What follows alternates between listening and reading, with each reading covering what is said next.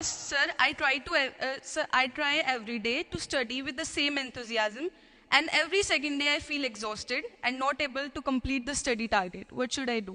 Sir मेरा आपसे सवाल होगा कि कई एक आध एग्जाम्पल होंगे सर जहां आपने लेट गो किया होगा, आप अपने जीवन में भी किसी चीज़ में लेट गो किए होंगे, तो कोई एक आध ऐसा एग्जाम्पल आप शेयर करना चाहे जिससे हमें भी प्रेरणा मिले।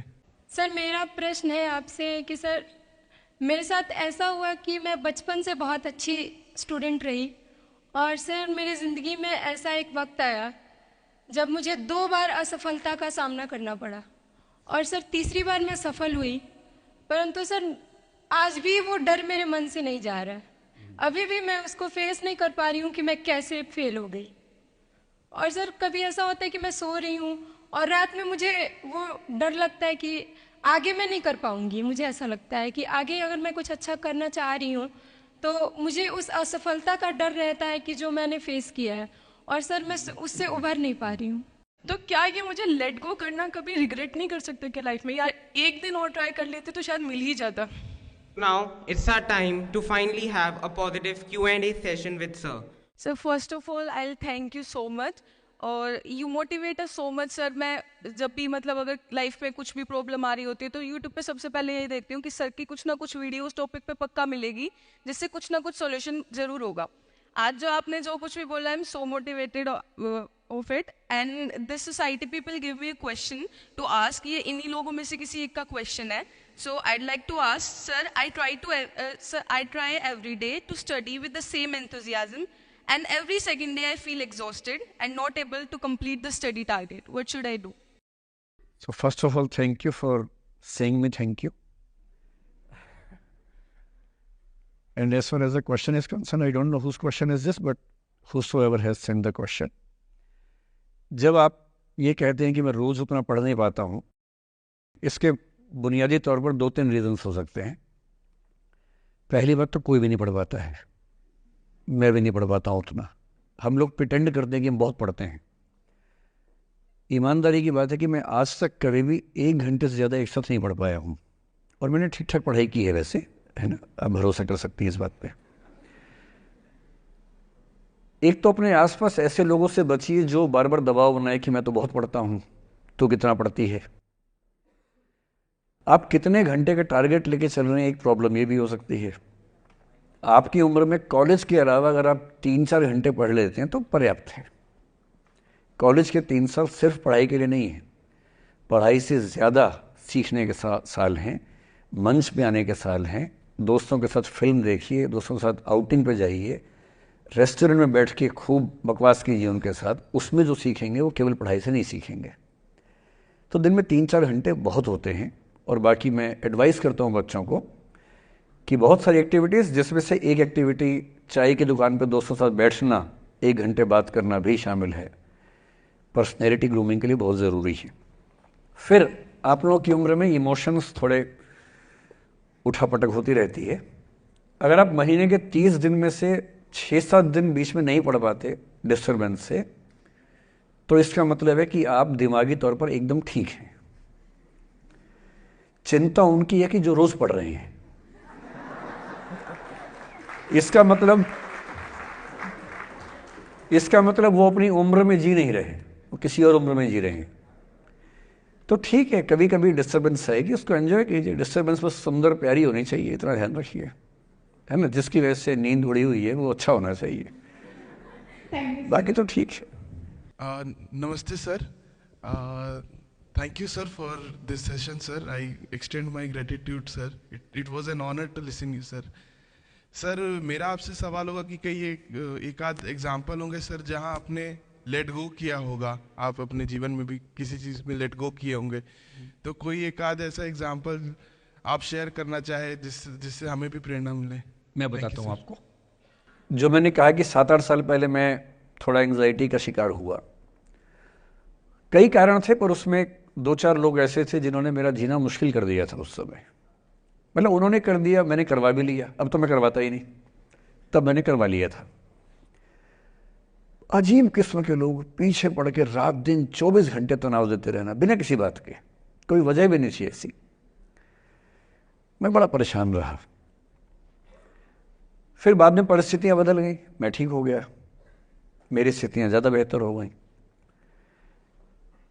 तो उन दिनों मैंने एक रहीम का दोहा पढ़ा, वो मेरे जीवन का उसूल बन गया। उसके बाद से एक दो बार मेरे मन में आया कि मैं भी दुश्मनी कर लूं और दिखा दूं, और मेरे पास ताकत उनसे ज़्यादा थी उस समय भी, आज भी है। पर अगर मैं किसी के उकसाने पे उसके जैसा हो गया तो जीता तो वही। जब मैं ही नहीं रहा तो फिर तो कोई और लड़ रहा है, मैं रहा ही नहीं, वो जीत जाएगा। मेरी असली कश्मकश ये थी कि बिना उसके जैसा हुए इस चीज़ से बाहर निकलना है।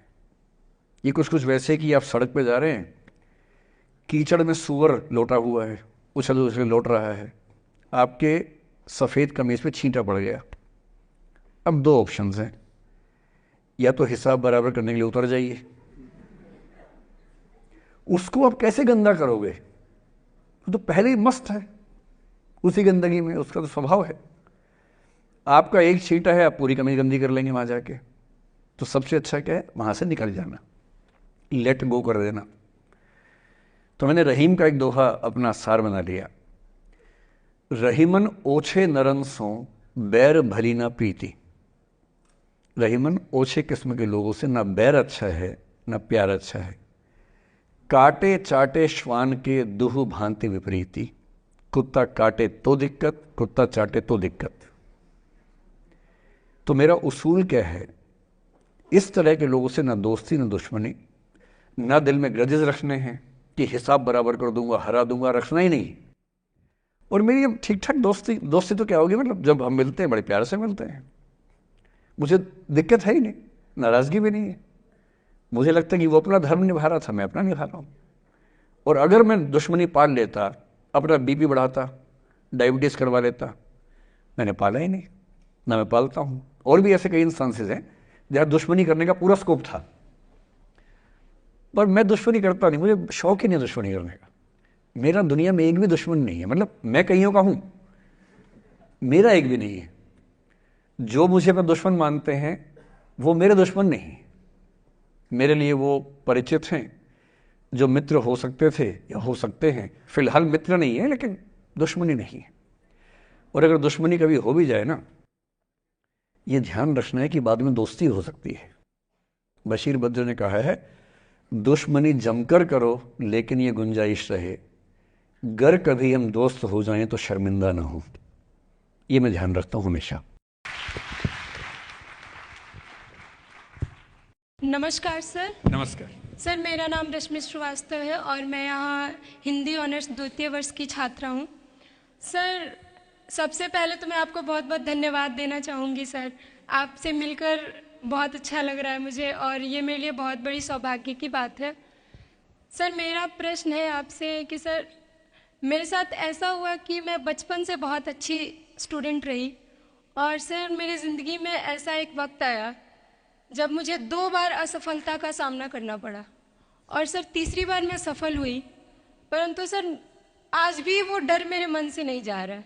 अभी भी मैं उसको फेस नहीं कर पा रही हूँ कि मैं कैसे फेल हो गई। और सर कभी ऐसा होता है कि मैं सो रही हूँ और रात में मुझे वो डर लगता है कि आगे मैं नहीं कर पाऊँगी। मुझे ऐसा लगता है कि आगे अगर मैं कुछ अच्छा करना चाह रही हूँ तो मुझे उस असफलता का डर रहता है कि जो मैंने फेस किया है, और सर मैं उससे उभर नहीं पा रही हूँ। मतलब मेरे ख्याल से ये असफलता आपसे ज़्यादा आपके माहौल की, आपके पेरेंट्स, आपके टीचर्स की है कि उन्होंने आपको, मतलब कुछ बच्चे अपने आप से इतनी उम्मीद पाल लेते हैं कि फेलियर झेल नहीं पाते। आप वैसे बच्चों में हैं। जो आपने कहा ना कि मैं शुरू से बहुत अच्छी स्टूडेंट रही हूँ, ये दुर्भाग्य की बात है, ये अच्छी बात नहीं है। मैं नहीं चाहता कि बच्चे अच्छे स्टूडेंट बने। अच्छे स्टूडेंट का मतलब जो बहुत पढ़ाकू किस्म के होते हैं, सीधे स्कूल से घर, घर से स्कूल, घर में घुसते ही होमवर्क करना शुरू किया, वैसे बच्चे ज़िंदगी में बड़े परेशान रहते हैं।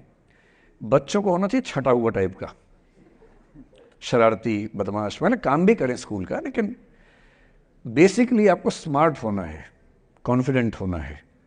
पढ़ाकू होने से ज़िंदगी बहुत अच्छी नहीं चलती है। ज़िंदगी के लिए ना व्यक्तित्व चाहिए। हुआ क्या आपके साथ, आपको बता दिया गया कि अच्छा बच्चा वो है जो पढ़ता है, होमवर्क करता है, आपने वो सब किया। तारीफ़ें आपकी इतनी हुई होंगी कि बेटा तुम तो कुछ भी कर दोगी, आपको भरोसा हो गया कि मैं कुछ भी कर दूंगी।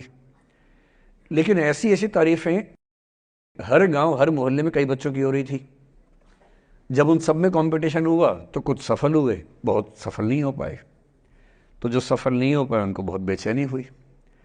आपका सौभाग्य है कि अब तीसरी बार में सफल हो गई। कई ऐसे लोग हैं जो कभी सफल नहीं हुए ज़िंदगी में, उनको भी तो जीना है। तो मैं एक ही बात कहूँगा, अपने आप से उम्मीदें कम कर लीजिए। और ये आसान नहीं होता है।